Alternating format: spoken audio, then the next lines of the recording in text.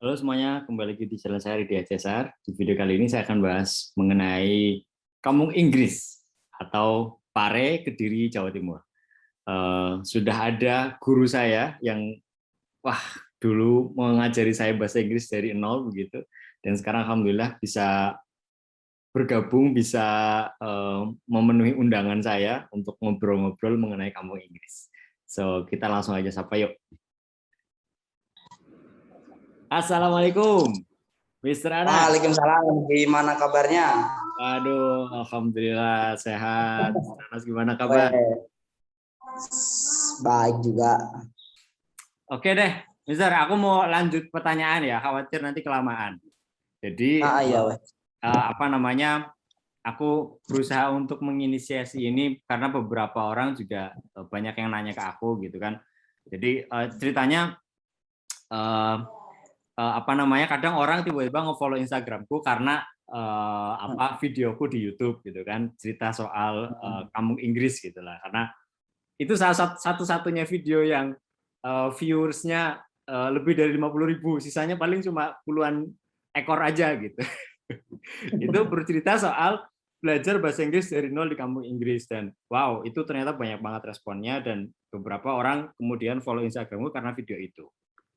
Nah, apa namanya, beberapa orang juga nanya gitu ya, kalau mau ke Kampung Inggris nanya ke aku dan lain sebagainya, dan terkumpullah beberapa pertanyaan gitu. Jadi ini sekalian juga nostalgia gitu ya, sekalian juga apa namanya pencerahan gitu ya dari Mr. Anas yang sekarang bahkan masih di sana, dan aku salut banget, luar biasa loh. Berarti dari tahun 2010 sampai dengan sekarang udah berapa? 11 tahun ya. 11 total 11 tahun.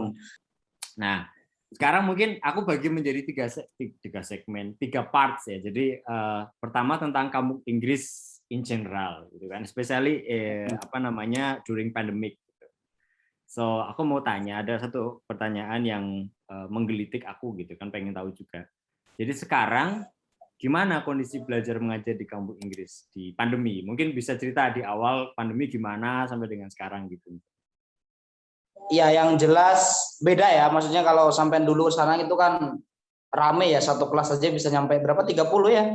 Ya, lebih bahkan kadang kalau Iya, bisa nyampe segitu. Kalau sekarang ya untuk kegiatan belajarnya benar-benar dibatasi maksimalnya ya sekitar 15 aja sih. Jadi udah, saya kira yang paling jelas kerasa itu adalah itu apa namanya jumlah siswa per kelas, dan tetap kan bagi orang tua ataupun anak kan tetap ada ketakutan bagaimana nanti kalau kena corona dan seterusnya. ya, Otomatis ya.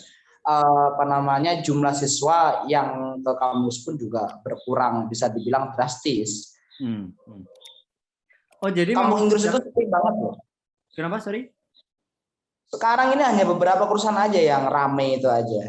Tapi selain itu lembaga-lembaga yang besar itu aja juga banyak yang sepi. Apalagi yang kecil-kecil ya nggak tahu. Makanya sekarang itu banyak sekali lembaga-lembaga yang apa namanya mendirikan kursus online. Kayak gitu. Nah, itu menarik tuh. Sorry, to clarify, berarti sejak pandemi itu tetap ada ya belajar offline-nya ya? Nggak misalkan, wah tutup semua pada waktu awal pandemi gitu. Kalau untuk awal pandemi itu di secara Kampung Inggris ya kan di Indonesia kan datangnya Maret ya, Maret Ya, 2020 ya. Nah, yes, itu yes. kalau untuk lembaga di mana saya mengajar itu off selama mulai dari Maret, April, Mei, Juni, Juli. Oke. September udah mulai ngajar lagi kalau tidak salah.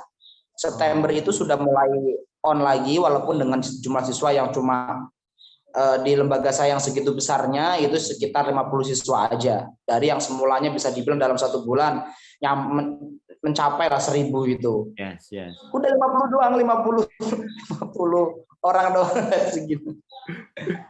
Awal-awal Oke. jadi off sekitar 7 bulan, vakum beneran vakum itu sekitar 7 bulan. Setelah itu bulan September itu sudah mulai ada pembelajaran offline dan sampai sekarang itu ya udah kayak gitu kan.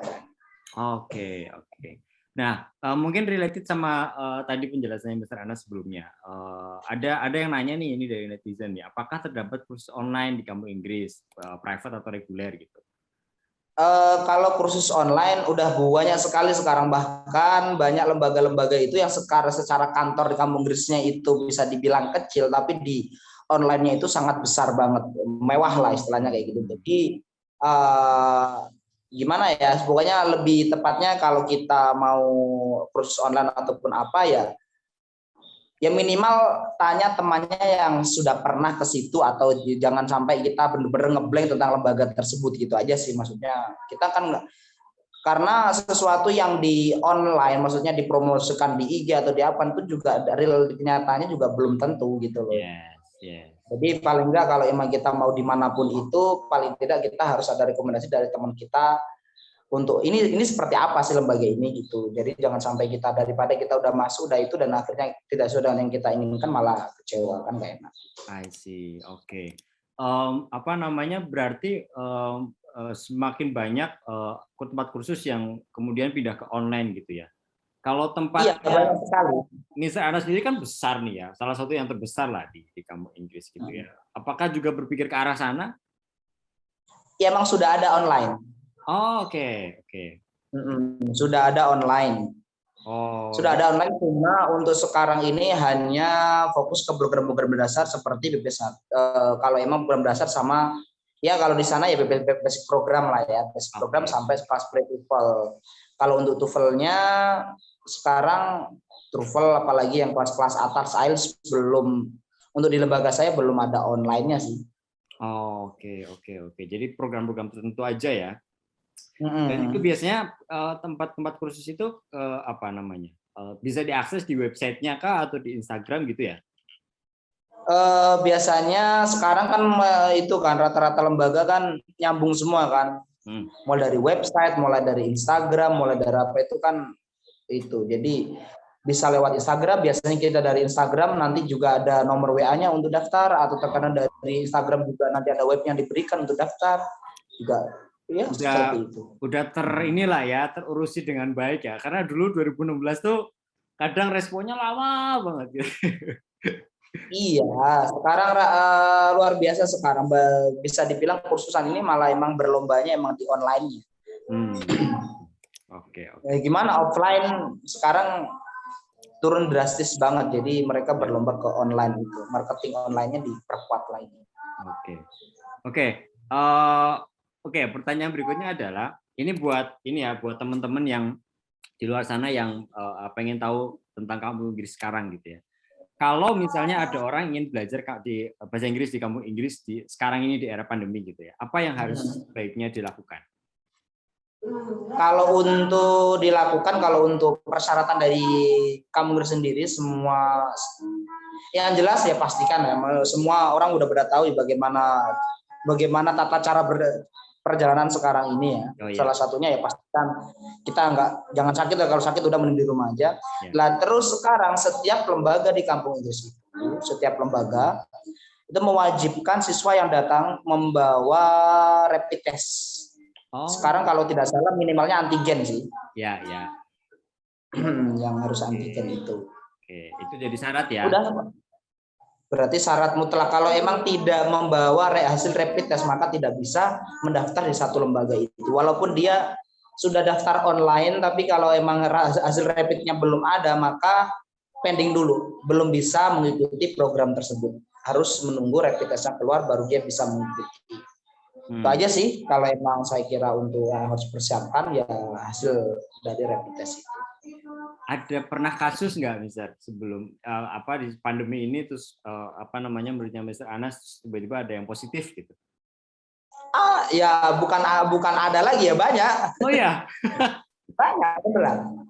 Terus gimana kalau yang ada positif gimana? Kalau yang kayak gitu kan setiap lembaga itu menyediakan tempat isolasi mandiri masing-masing. Oke. Ya ketika dia sudah terkonfirmasi positif, kok udah terdaftar di satu lembaga, ya berarti lembaga itu harus bertanggung jawab terhadap isolasi mandiri anak tersebut.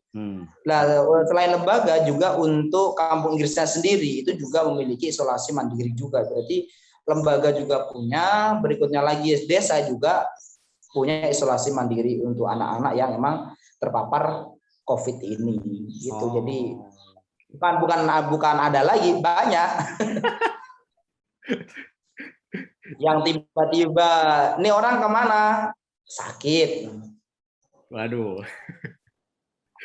Ya kalau memang sakit ya wes ya cuma yang biasanya orang tidak akan memberi penjelasan karena kan ketika ada orang yang sakit ya udah gitu. Ya. Ya semoga aja kita baik-baik aja udah gitu aja. tapi tidak pernah menghitung apakah corona atau apa ya udah pokoknya dia sakit wes udah. Tapi Mas Renas gitu aja. Sejauh ini ya nggak pernah tertular misalnya. Alhamdulillah sih tidak. Ya jangan sampai lah. Iyalah, janganlah. Ya syukurlah. Nah, ya, ini alhamdulillah dan insya Allah sampai sekarang dan insya Allah kedepannya saya berharap jangan sampailah terpapar. Saya cerita dari tetangga-tetangga yang sudah pernah positif itu berat katanya. Udah. Cukup cerita tetangga aja yang pengalaman saya nggak usah. Iya makanya harus sama-sama menjaga kan. Kita yang mau ke sana harus benar-benar dipastikan kita sehat gitu kan. Selama di sana juga prokesnya segala macam gitu ya berarti ya.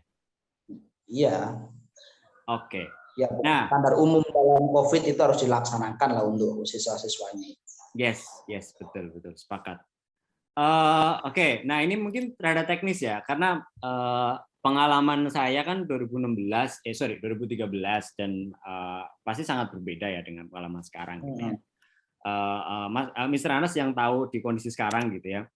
Ini gambar umum aja kira-kira gitu ya. Berapa sih biaya yang harus dipersiapkan setiap bulan kalau kita mau belajar di kampung Inggris? Biaya hidup gimana, biaya kursusan sekarang dari range-nya berapa sampai berapa, jadi mungkin totalnya berapa nih per bulan? Kalau untuk program paket ya, kalau biasanya kan jarang toh orang ngambil program cuma satu aja, kan minimalnya 2 lah dalam 1 bulan itu kan ya. Lah berarti kita paling tidak harus menyediakan untuk program aja itu biasa yang paling murah ya, standar yang saya ketahui lah ya. Yang paling murah program paket itu sekitar 700 sampai 800. Itu program paket di luar dari camp. Untuk camp, kalau untuk camp rata-rata udah 400 ke atas. Berikutnya lagi kalau untuk kos, kalau kos ya lebih murah lah, 250 kayak gitu, 200 masih ada lah. Untuk biaya makan ya rata-rata kalau emang ayam sudah rata-rata 10.000 lah. Berarti paling tidak kalau emang kita butuhkan sama makan, kalau untuk sekarang ini kok kayaknya 2 juta itu paling nggak 1 bulan.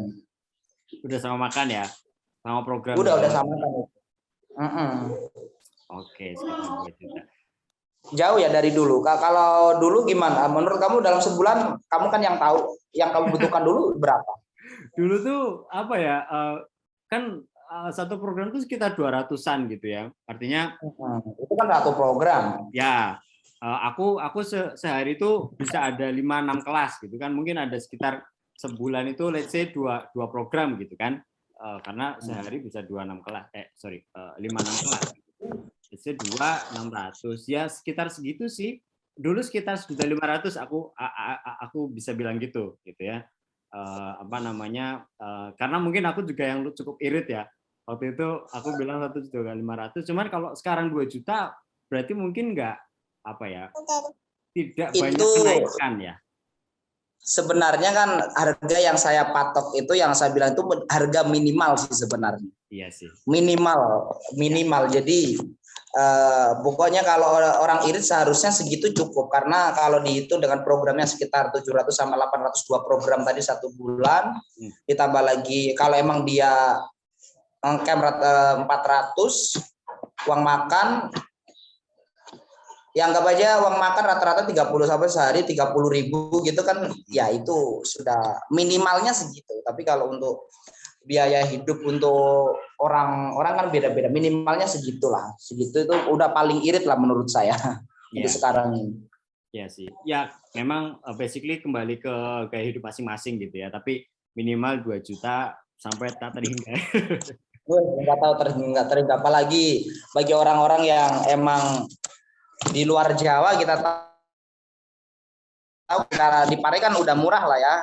Kalau emang di luar Jawa ya ya emang secara kebutuhan kan pasti lebih 2 juta itu ya sedikit banget lah buat mereka. Iya sih. Ya, Luar Jawa ya, kan tinggi ya gitu. Kan nggak mungkin orang tuanya ngasih 2 juta sebulan udah semuanya, itu kayaknya kok nggak mungkin lah kalau yang dari jauh-jauh. iya. Kalau dulu 2013 saya tuh suka gini, Mister. Apa namanya? Aku tuh suka beli nasi goreng harga 5.000. Nggak tahu sekarang masih atau enggak. Yang Kayaknya nasi nggak ada goreng deh. sekarang nasi goreng minimal 7.000 Iya, dulu ada minimal 5.000. gitu. Cuman ya itu aja nasi. Rata-rata itu sudah 10.000 sampai 12.000 sekarang. Hmm, ya beda zaman lah ya berarti ya. Oke lah, Udah oke. kan. Oke, itu soal biaya. Berarti sekitar in general minimal 2 juta sampai ke 2 juta ke atas. Nah, sekarang ke moda transportasi. Jadi kalau dulu setahu kan ada beberapa opsi ya. Yang pertama, let's say misalnya kalau mau pakai pesawat bisa turun di Surabaya, terus kemudian nanti naik travel ya kan ke Kediri. Opsi kedua bisa kalau kereta turun di Jombang ya kan, terus nanti ke Kediri, terus ketiga stasiun Kedirinya, terus nanti ke Pare. Nah sekarang kan pasti udah beda ya. Dulu kan nggak ada Gojek, nggak ada Grab gitu ya. Sekarang ada orang-orang biasanya kalau nyampe ke Pare pakai moda transportasinya ada apa aja? Sebenarnya sama aja sih, maksudnya itu. Cuma kemudahannya dulu kan kalau kita malam dari stasiun ke Kediri itu kan bingung. Ya. Ini mau naik apa gitu lah. Sekarang kita bisa mungkin yang apa namanya kendaraan online dari sekarang ini, atau dan sekarang banyak sekali lembaga-lembaga khususan itu yang sudah menyediakan penjemputan entah itu di stasiun atau di bandara kayak gitu. Jadi dari stasiun dijemput, nanti pulangnya juga diantar. Cuma untuk yang PPKM darurat atau PPKM yang level 4 ini banyak orang yang sekitar Pulau Jawa yang dulunya naik kereta sekarang lebih memilih naik bus. Karena naik kereta kita harus memakai vaksin. Terkadang banyak orang yang memang tidak, intinya nggak mantep intinya dengan vaksin. Ya. Terus juga untuk naik pesawat juga persyaratannya sama. Akhirnya mereka memilih bus karena bus kan paling nggak persyaratannya, kalaupun paling itu pun juga berkaitan dengan antigen aja lah. Dan di terminal bisnya ada penjemputan biasanya dari tempat kursusnya? Enggak sih, kalau sekarang biasanya dari Pare kan travel ke Pare ke terminal kan biasanya mereka travel atau naik kendaraan umum lah. Jadi mereka lebih intinya pilih aman untuk menghindari vaksin itu juga sih. Karena banyak yang sekarang udah siap vaksin tapi kan karena mereka termasuk tidak punya identitas di Pare kan juga tetap susah juga kan untuk mendapatkan vaksin itu. Ya.